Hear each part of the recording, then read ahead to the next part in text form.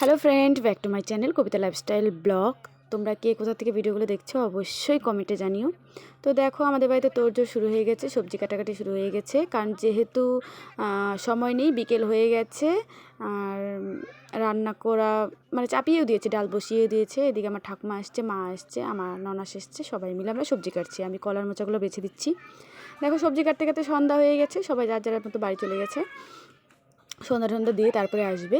তো আমি বসে বসে কাজ করছি, আমার শাশুড়ি মা সন্ধ্যা দিচ্ছে এদিকে, আমার ভাগনা রান্না করছে এদিকে।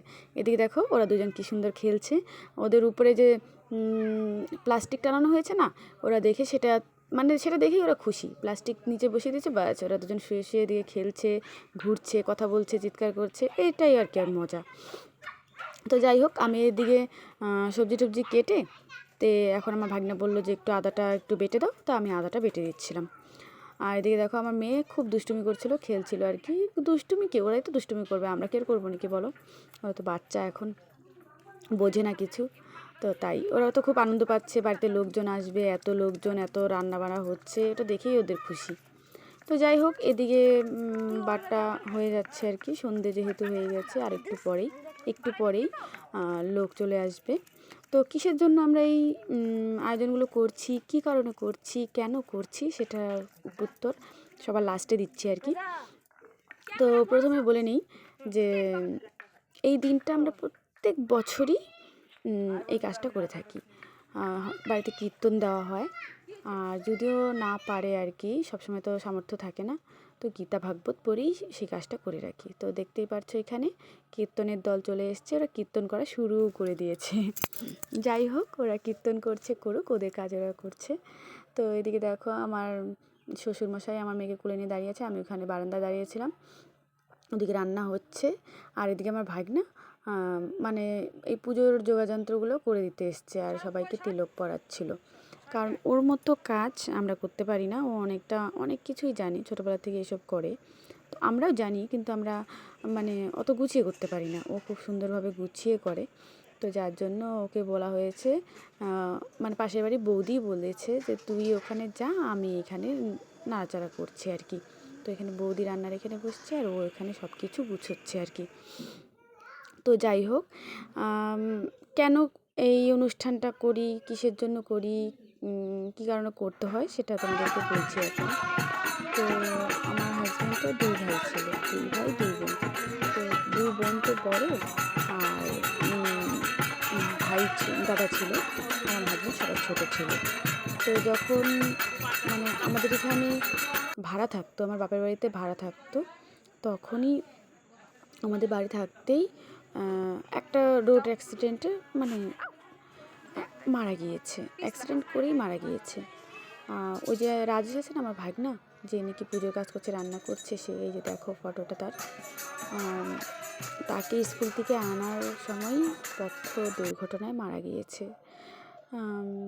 খুব একটা দুঃখজনক ঘটনা, আমরা নিজের চোখে দেখেছি সেই দৃশ্য।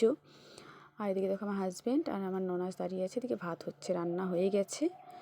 কারণ কীর্তন যদি শেষ হয় তাহলে পরেই খেতে দিতে পারবে আর কি। এদিকে দেখো, রান্না করে সব ঢাকা দিয়ে রাখা আছে।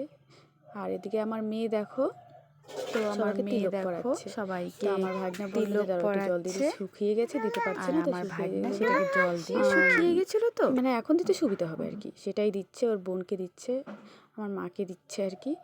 আর সবাইকেই দিবে, এখন দেখতে পারবে ভিডিওতে। তো বলছিলাম যে আমার ভাসুরমশাই তো পথ দুর্ঘটনায় মারা গিয়েছে। তো বড় ছিল, খুব একটা খারাপ একটা সময়। যাই হোক, 10টা লোককে খাওয়ালে পরে, একটু গীতা ভাগবত করলে পরে তারা তার আত্মা বলে শান্তি পাবে, উদ্ধার হবে, সেজন্য এই কাজগুলো করা আর কি। গ্রামের এলাকায় যেটা আর কি, শহর এলাকায় তো এইসব জিনিস মানে না, যে মারা গেছে সে আবার কি করে শান্তি পাবে, এরকম একটা কথা। তো দেখো, আমার মেয়ে এদিকে তিলক পরাচ্ছে, সবাইকে সুন্দর করেই পরাচ্ছে, খারাপ করছে না, যতটুকু বুঝছে ততটুকুই করছে ও। তো কিছুদিন পরে আবার আরেকটা অনুষ্ঠান হবে আমাদের বাড়িতে, সেটা হলো আমার মেয়ের জন্মদিন। এই ভাদ্র মাসের 23 তারিখেই আমার মেয়ের জন্মদিন। আর ভাদ্র মাসের 3 তারিখে আমার ভাসুর মারা গিয়েছে, আজ থেকে প্রায় 13 বছর আগে। 12 বছর পার হয়ে গেছে, 13 বছরে পড়লো এবার।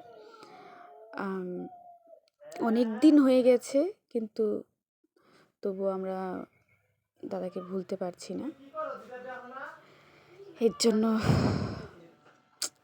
খারাপ লাগে, কারণ আমাদের বাপের বাড়িতেই তো ভাড়া থাকতো, তখন দেখেছি খুব ভালো ছিল, শান্ত প্রকৃতির একটা ছেলে ছিল।